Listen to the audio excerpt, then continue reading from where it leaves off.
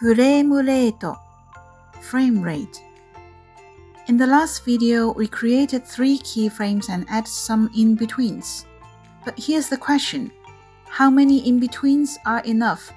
Sure, the more you draw, the smoother it gets, but where do we stop? The answer depends on the frame rate of your animation. Frame rate is the number of frames shown on screen per second, often written as FPS. The higher the frame rate, the smoother the video appears. In Japanese anime, the standard frame rate is 24 FPS. Today, many videos go up to 60 FPS or even higher. You can search for 60 FPS video on YouTube and really see the difference.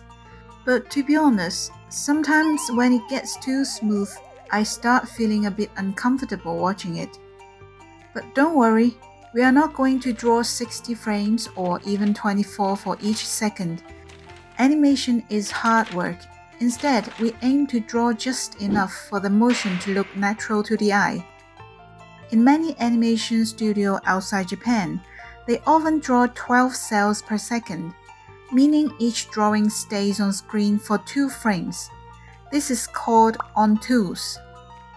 In Japan, however, the standard is even less, around 8 cells per second, meaning each drawing lasts for 3 frames, which we call on-threes.